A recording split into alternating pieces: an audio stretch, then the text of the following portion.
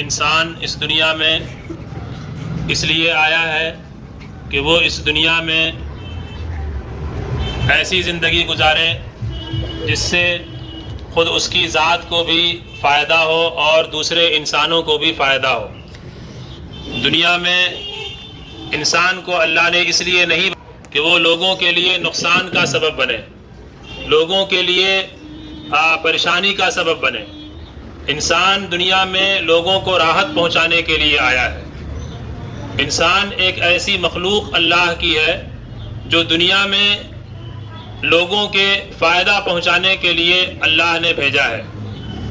جس انسان سے دنیا کے لوگوں کو فائدہ نہ پہنچے وہ انسان اس دنیا میں جینے کے بھی لائق نہیں ہے۔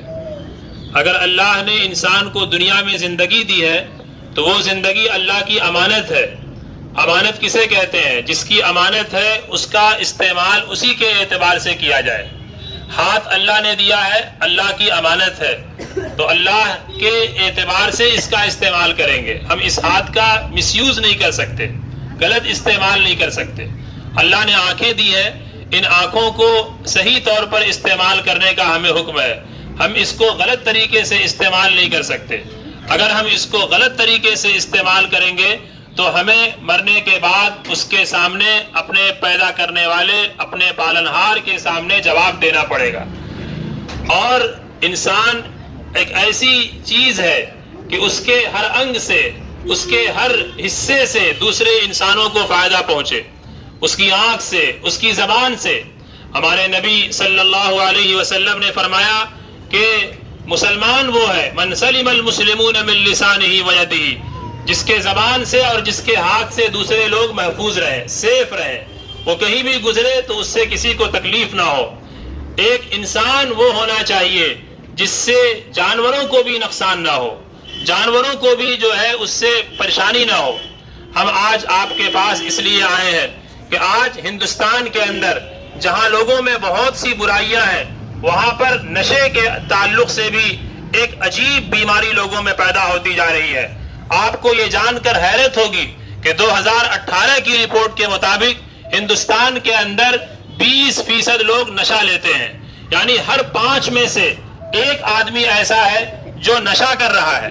کتنے مرد ایسے ہیں جو نشہ کر رہے ہیں اور جن کی وجہ سے پورا سماج کا تانا بانا بگڑ جاتا ہے۔ ایک لڑکا کسی کے گھر میں بچے کی پیدائش ہوتی ہے تو پورے گھر کے اندر ایک خوشی کا ماحول ہوتا ہے، گھر کے اندر لڈو تقسیم ہوتے ہیں، محلے کے اندر خوشی کا ماحول ہوتا ہے۔ لیکن وہی بچہ جب بڑا ہوتا ہے تو پھر وہی بچہ بڑا ہونے کے بعد اگر اس کو صحیح تربیت نہیں ملتی ہے تو وہ نشہ لے رہا ہے۔ اور اسی طرح سے ایسی نشے کی دوائیں اور گولیاں آج کل ہمارے نوجوان بچے لے رہے ہیں، جس سے ان کی جوانی برباد ہو جا رہی ہے، جوانی کی زندگی برباد ہو جا رہی ہے۔ ایک بچہ اس لیے نہیں پیدا ہوتا ہے، ان کے ماں باپ کی بہت سی تمنائیں ہوتی ہیں اور اس تمناؤں کو وہ برباد کر دیتا ہے۔ اس لیے ہم اس تعلق سے آپ کے پاس آئے ہیں، اگر کسی کے گھر میں، کسی کے خاندان میں، کسی کے اڑوس پڑوس میں اگر کوئی ایسا بیمار لڑکا ہو یا ایسے بیمار کوئی پرسن ہو یا بڑے ہوں، اس کے لیے کانٹیکٹ کریں، اس کے لیے اچھے ڈاکٹر سے بھی علاج کرانے کی کوشش کی جائے گی، اور ان کے لیے جو ہے اس کے لیے جو پرہیز ہے اور جو علاج کی چیزیں ہیں اس کے لیے بہتر سے بہتر گائیڈ کیا جائے گا۔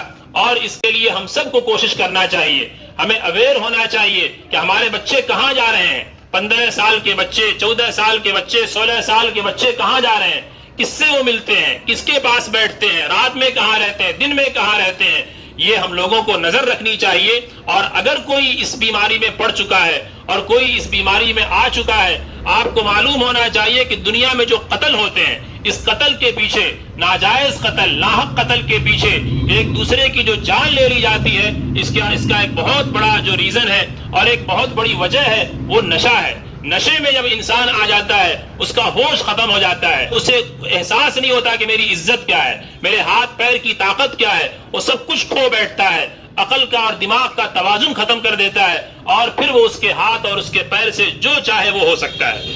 اس لیے اس کے لیے ہم سب کو اویئر ہونے کی ضرورت ہے اور آگاہ ہونے کی ضرورت ہے۔